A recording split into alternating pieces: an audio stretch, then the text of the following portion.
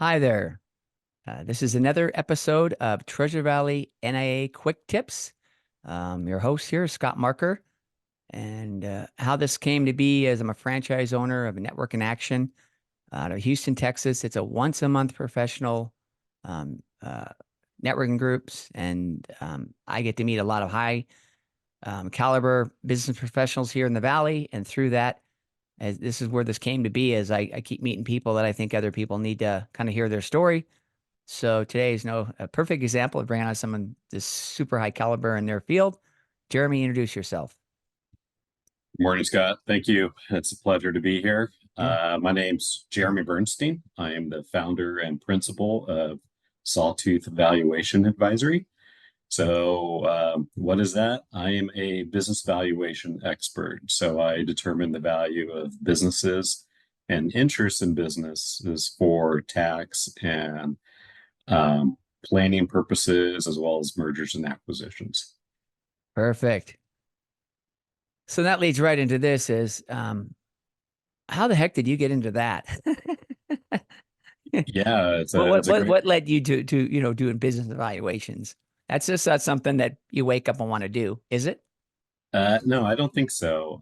For me, it started when I was a university student. I wanted to get into investment banking. It was just really, you know, when I went to university, the movie Wall Street, had Oh, come out like a few years before, and not that I really liked the insider trading thing, but certainly the glamour of getting the deal done and being in the headlines. I thought that was a pretty cool thing. But deep down, I guess I really didn't want the investment banking lifestyle. I mean, very long hours.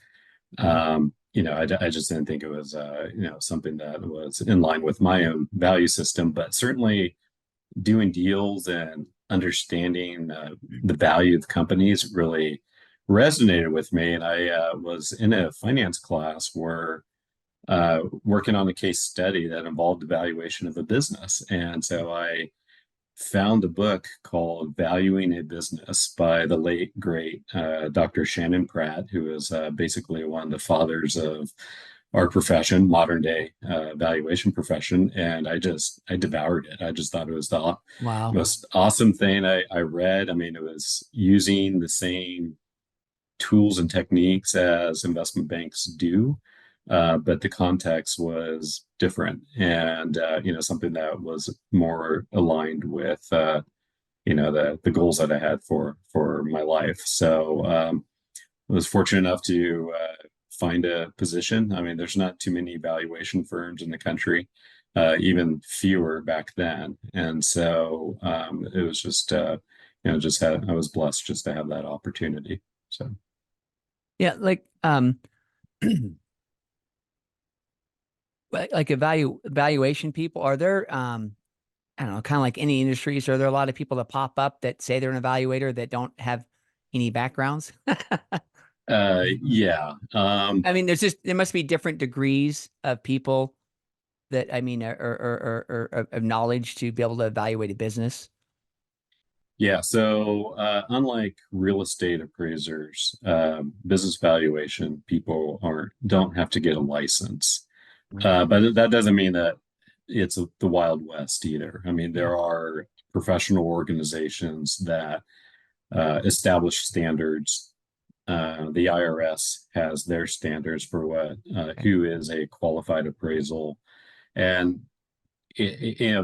very few university programs are specifically address valuation. So these professional bodies have curriculum that people who are really serious about the career, they could actually go through it and learn the ins and outs of business valuation.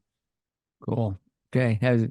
So, um, I mean, I mean, then you go to I mean, it's kind of the not so obvious, I guess. Why is business evaluations? Why is that so important? Yeah, well, I mean, from the business owner's perspective, I mean, usually the business is their primary asset. Right. I mean, it over usually overshadows their stock or bond portfolio, or maybe other areas that they've invested in. And so but it doesn't really get the attention that these publicly traded assets receive, just because you have reported pricing data that comes out pretty much daily that you can evaluate where your portfolio is. But the business owner, I mean, if they are serious about how they want to manage their business, if they have a mindset of creating wealth, which most for-profit businesses have that intention, um, there's things you need to consider, and you need to think about maximizing cash flow growth and de-risking the business, and that's not really on their radar. And so, but it does come into play throughout the life of the business. So you think about, buying a business. Well, how do you know what to pay for a business?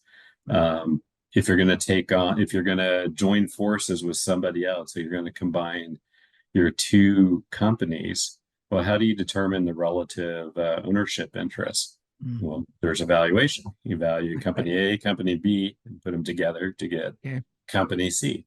So also, if you want to Mm. retain top talent, you may consider offering a equity based compensation plan. Oh, So that requires evaluation. And if you're taking on new investors, or you're buying out existing investors, you would need to know what the value of that interest is.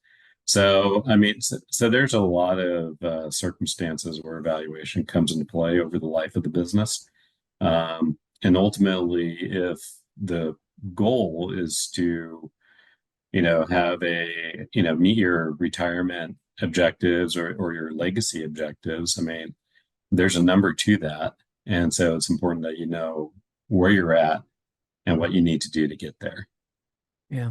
That's like anything. Once you start kind of talking about all the different facets, then you go, oh, there's an evaluation. Oh, there's another evaluation, place where you need an evaluation.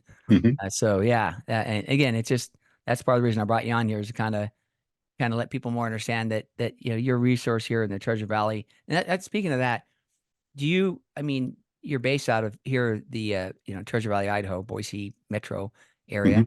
Mhm. Do you do evaluations all over? Oh yeah, yeah. The Okay. vast majority of my work is outside of Idaho. Okay, okay.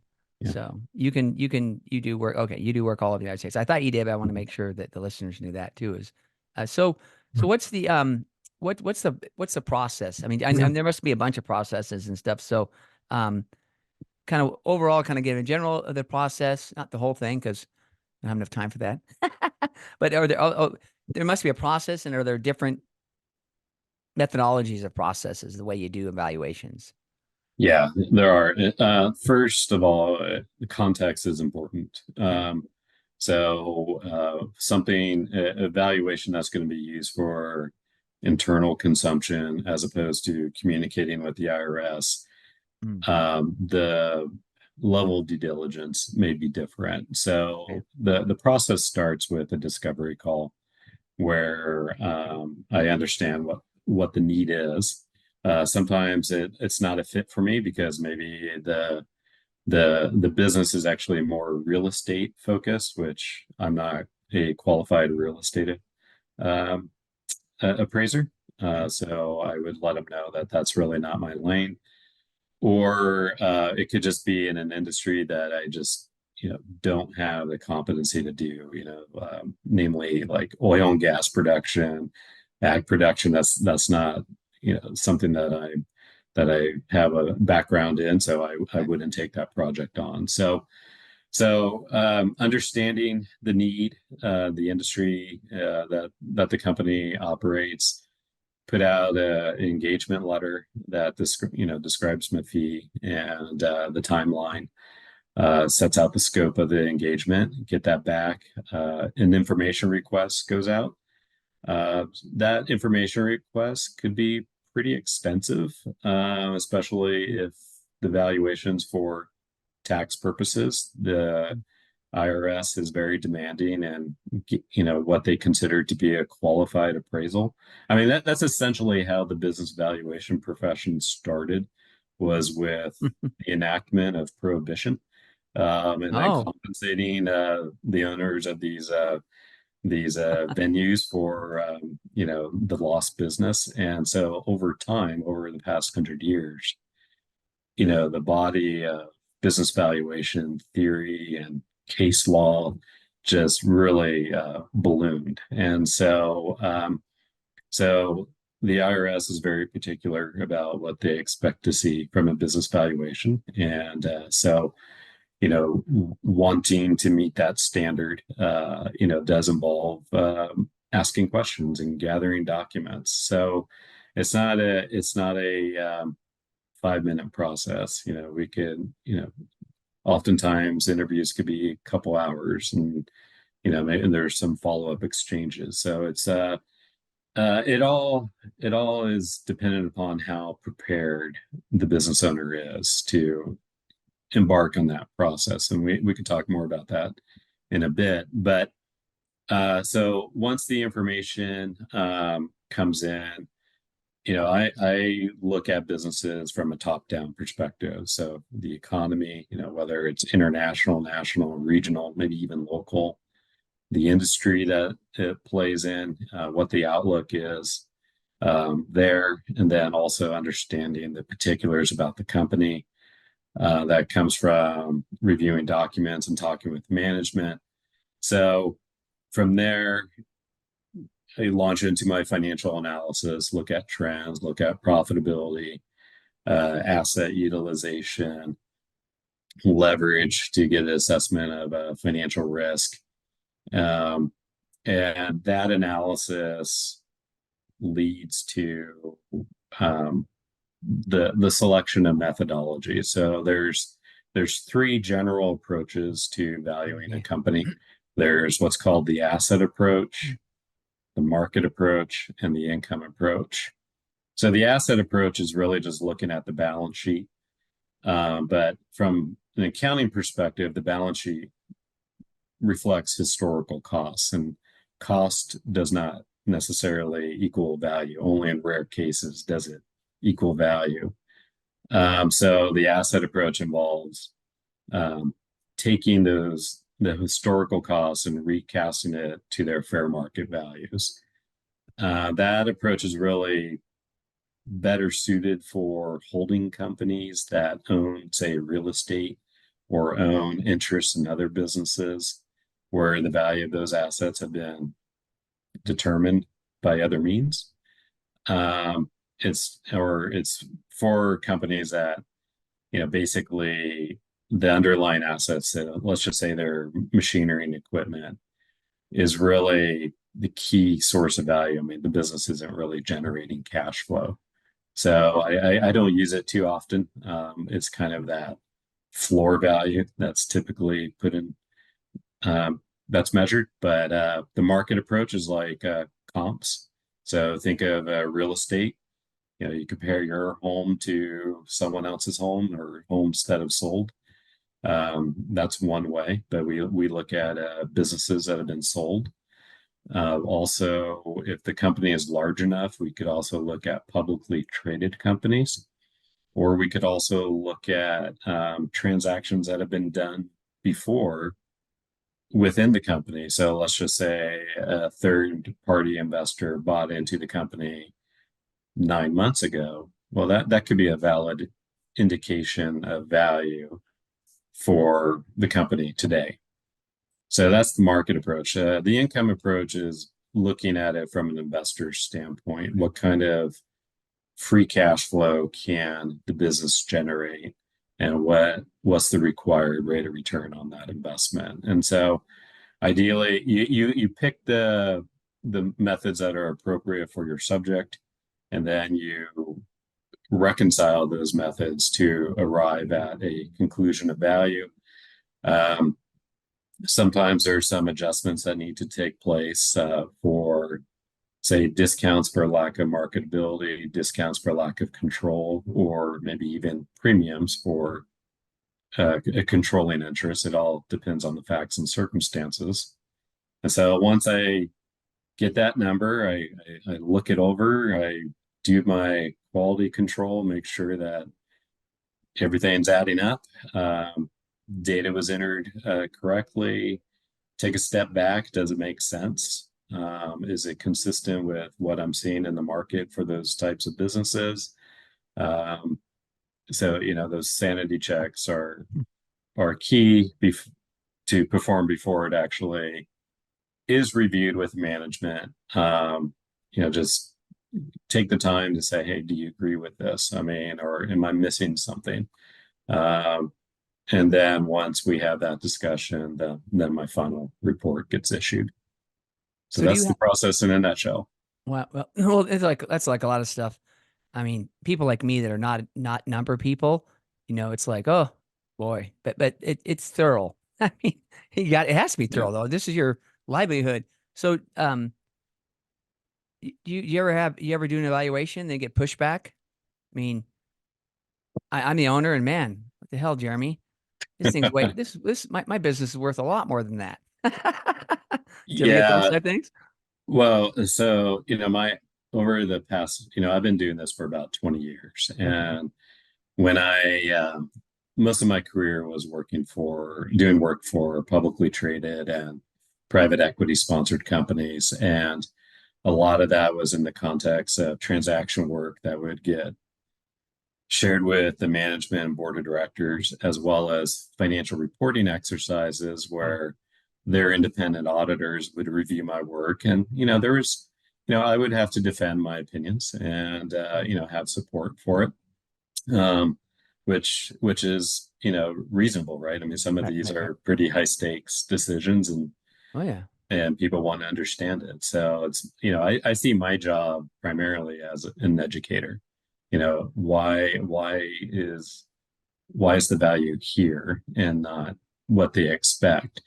So sometimes though, for more closely held businesses, they do have a perception of value, and that is kind of sometimes it can be a misconception because they they rely on rules of thumb. They've heard that their businesses trade at 4 times EBITDA or 7 times if they're very optimistic. Right. And, that may be a range or part of the range of values, but, business valuation is very, fact specific. So, I mean, it's happened where I've heard business owners say, well, my buddy sold his business, which is in the same industry as mine, Right. for, 6 times EBITDA.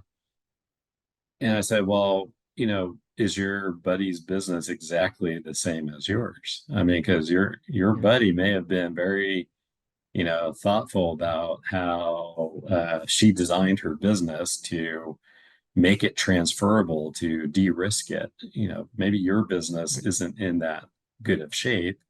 And so because it's not, you would get a lower multiple. So, um, again, it's part of educating the client as to why, what the perception is, and they may disagree vehemently, but it's my opinion, Right. and Right. especially if it's, you know, I, I'm a independent valuation professional, so that's pardon the pun, that's the value that I add to the whole Right. process is that I'm not trying to be biased Right. Right. because Yep. if Yep. you're doing something for the IRS, they want independence. Right. It's one thing to be an advocate. So if I was an M&A advisor, maybe it's I have more of an advocacy type of position for my client as opposed to being an independent valuation professional, if that makes sense. No, no, no, no, it does. And that's yeah, because you want, especially, yeah, when there's lots of money involved, you want is the most transparency and yeah, and independence as possible because you don't want someone thinking that somebody's, influencing something one way or the other. So Yeah, what and yeah, let me just add to that, Scott. I mean, there is there's a range to value. It's not necessarily a single point estimate. I mean, for tax related valuations, you do have to come up with a single estimate because Yeah. there's usually some tax implication and they need to know specifically what that number is. But I mean, there could be a reasonable range of value. It could be worth, 2.1 million or 2.3 million. Right. And, it's just a question of the reasonableness of the inputs into the valuation models. I mean, are you trying to push it unreasonably in a certain direction? That's something that I see a lot of where there's an agenda. It's usually in a litigation context, but I think people that are, the reasonable approach would be to not go in that direction, not necessarily in the middle, but not necessarily pushing the envelope just because they could. Right. I can see a range too because eh, you could have three people bidding on a business, for example, and one person sees gold and the other person sees the facts, and so one person's gonna pay more for it. I mean, say if they both if they're all looking at three people looking at buying a business and they all look at your valuation and it's a range, and depending on what they're looking at and how excited they are could influence them. So I could see for sure how that could be versus your business is worth $10.4 million. Well, maybe Yeah. it's worth because there's so many variables involved in it. Well, variables, but also value is different based on the investor. Right. So, and this gets into, maybe how three different terms are used somewhat interchangeably, but Yeah. they're very different. So value, there could be your average buyer who can't really exploit the cash flows any differently than the current owner. But then there could be that strategic buyer who could really say, get the G&A because they already have the management infrastructure Yeah. to just add on the revenue, and Mhm. so they could be willing to pay more because it's worth more to them. Right. So value is really based on the cash flows that the business generates. Um, Another term that people think about is, and I briefly mentioned it under the asset approach, is cost. I mean, cost is a historical fact. It's what you paid for it. So maybe at the day that you pay for a business, cost equals value, but from that moment forward, it won't be the same. The third term that people uh, consider is price. Price is value, but it reflects the terms of the deal. So it might be, yes, the value of your business is $1 million, but my offer price is going to be, say, $500,000 cash, $300,000 in a note that's payable in 5 years, and then um, maybe an earnout. So it's when you actually determine what the fair value of those elements are of that offer price, it's actually different than the value of the business. So, that's so, we want to make sure that we're talking about the same things when someone says value versus cost versus price. I mean, because Right. they do mean different things. Right. Perfect. So what's one of the biggest misconceptions about your whole like valuations? Certainly, the use of rules of thumb and averages. Not really understanding the process. Some people just tell me the name of their business and the industry that they operate and give me a revenue number and think that that's sufficient to spit out a valuation. And it's just not. I mean, there's some platforms out there that do that. I think you get what you pay for, personally. I think when you're really doing things for compliance purposes, for tax reasons, or I mean, there's some serious dollars at stake. Like a divorce A divorce, yeah, divorce, or divorce two between partners. spouses, Yeah, or yeah, partnerships. same Yep. same Yep. thing. Yep. Yep. Yep. You know, there's really a more involved process, Right. and it's, you know, other misconceptions are who could perform it.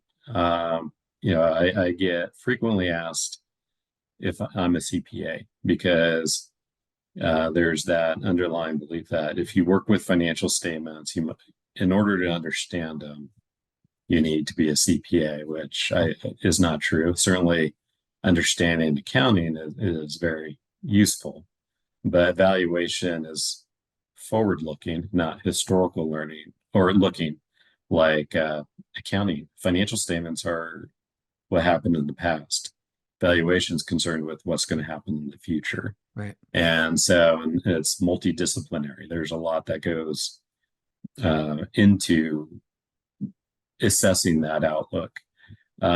So the process, qualifications, um, you know, maybe fees. I mean, some people, I mean, they see some cheap calculator and think that, you know, that's what it costs. And, you know, it could be considerably more expensive, especially uh, given what's at stake, you know, potential litigation risk that's involved. So, I mean, in the marketplace, I'm not the most expensive, but I'm not the cheapest either. Right. And so I think, you know, and also turnaround time, usually it's a 3 to 4 week process because it does take time to gather the information, review it, ask questions, perform research, do the modeling, you know, do the sanity check. So it's not something that, you know, could, you know, happen, you know, overnight. So Right. Uh, so how can a business owner prepare for evaluate? And I have some of my own ideas on how can they prepare for an evaluation? yeah, I think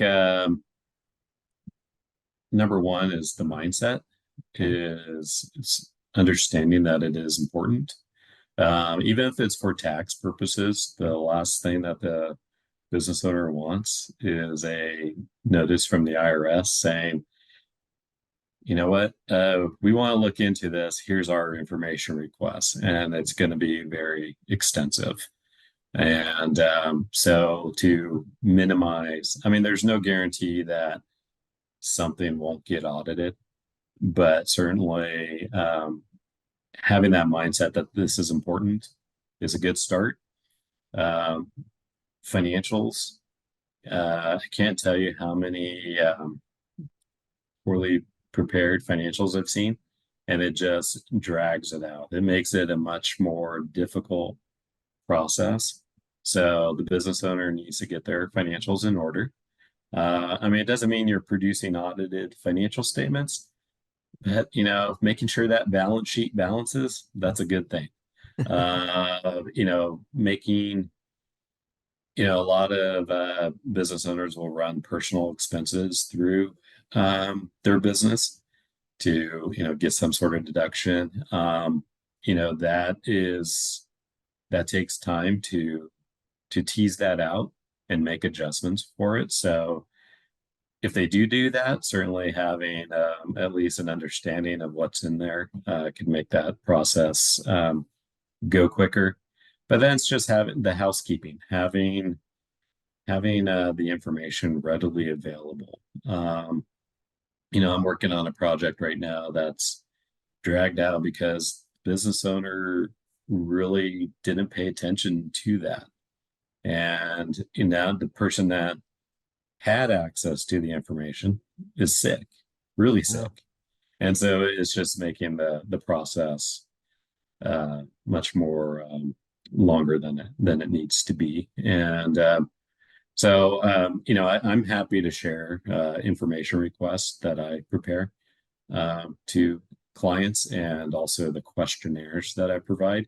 And I think it's a, you know, I think it's a worthwhile exercise for business owners to go through because if they are contemplating an exit, you know, a sale to somebody, yeah, they're going to be hit with a massive amount of information requests. I mean, if the buyer's sophisticated enough and the business is substantial enough, the due diligence exercise will be unlike anything that business owner has ever gone through.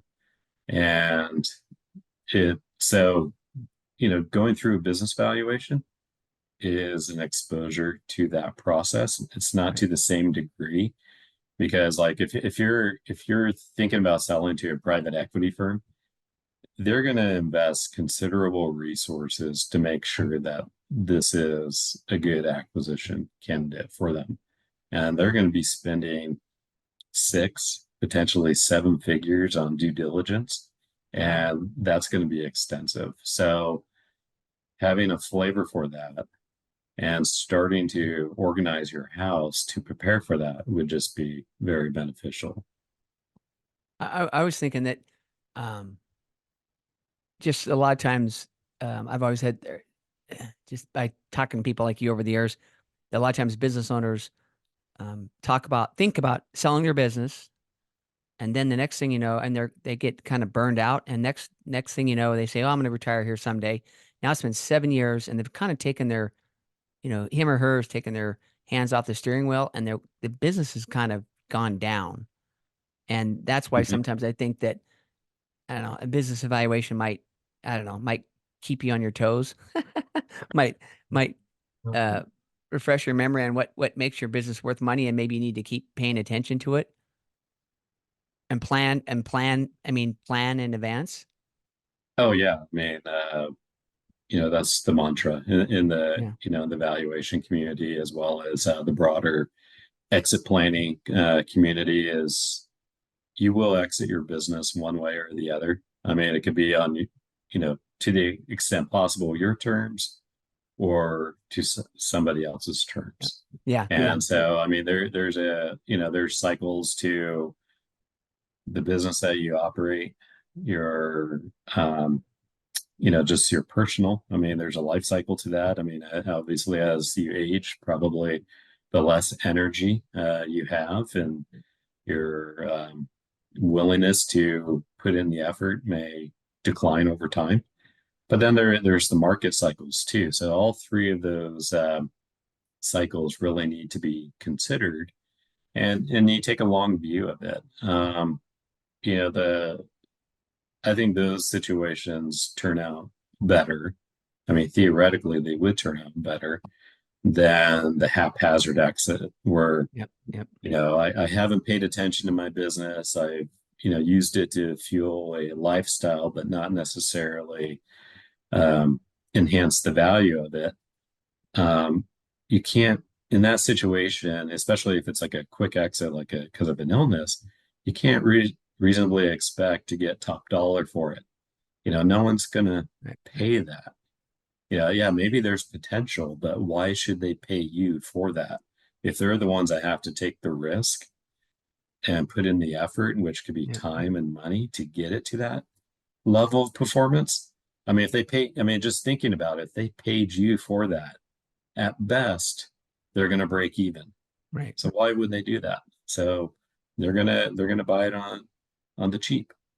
And so, I mean, if your objective is to maximize the value of your business for whatever goals that you have, then it would be prudent to start that process early. And I think a lot of times, business owners are so busy, with the day to day, oh yeah, that they just can't, they just can't take the time to think about, and they have to reflect on why they're so busy day to day. Maybe they're taking responsibility that would be better suited for someone else, someone who that has more expertise in that, or would do it at a lower cost. I mean, I think the book is Buy Back Your Time is right, is a great resource to actually think about how you're spending your time.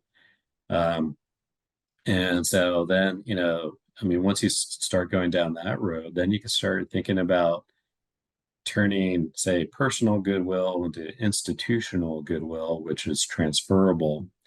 And that is really the key to maximizing the value of the business. And there's a lot of good EOS implementers in the Treasure Right. Valley. Those folks are very skilled in helping businesses to go from that owner-centric, Right. owner-controlled, concentrated decision-making power to something that's more diffused and more prosperous. So I would encourage listeners here, if they find themselves in that position of just being overwhelmed, taking all that responsibility on themselves, to really take a step back and ask themselves, I mean, is there a better way? And I think more often than not, there is. It's just there has to be that willingness to ease the grip. I took, when I was younger, when I was a teenager, I took flying lessons. And I remember when I first got into the cockpit, it was a sailplane. I had this like total death grip on the control stick, right? And my instructor said, no, use two fingers, because when you Oh, do this, yeah. every little movement of my arm is impacting the control of the plane. Right. And that's, makes for a rocky ride, but certainly just using the two-finger approach, you're still in control. And I think that's a great metaphor for managing the business. You don't need to have the death grip to go in the direction that you want to go.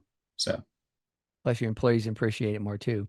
yeah, yeah, Yeah. you're not a control freak slave driver. So, So kind of what kind of wrap it up here is that yeah, like like kind of key takeaways or anything like that, and then right from that, like then how do people get a hold of you if someone's interested in ever getting an evaluation done? so the key takeaway, and I apologize if this sounds self-serving, but business value is an important consideration throughout Right. the life cycle of a business. It impacts a lot of the decisions that the business owner is going to make.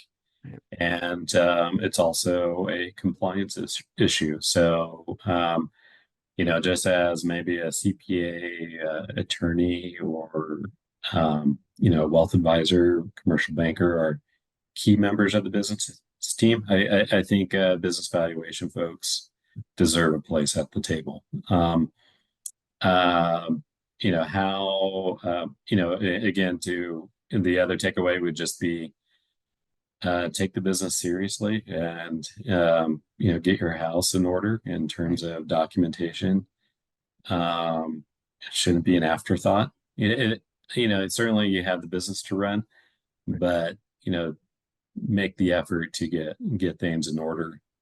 And if I could be of any assistance, even happy to have a 30-minute call with people just to chat. I mean, maybe they don't know if the situation is right. I mean, we could have a conversation. So my email address is jburnstein, so BURNSTEIN at sawtoothvaluation.com.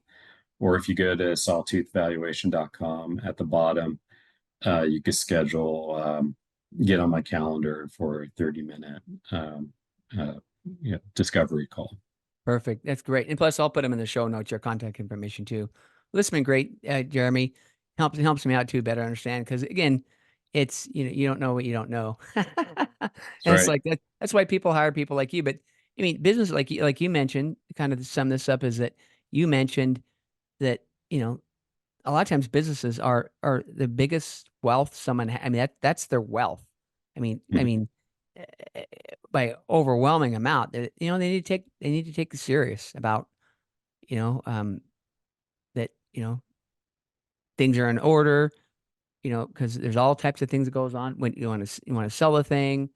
Like you said, you have your employees. You want to have investment property. I mean, you want them to maybe take an interest stake or to buy you over, buy you out or whatever you want to do. All that equates to keeping things in order before all the time and keep and make remembering that it's an important aspect of their business to make sure they talk to people like you so they can again for compliance and also just to know how much the thing's worth for real and not just some pie in the sky thing, which I know a lot of owners, I know a lot of business owners that I guarantee you they think their business is worth a lot more than it is.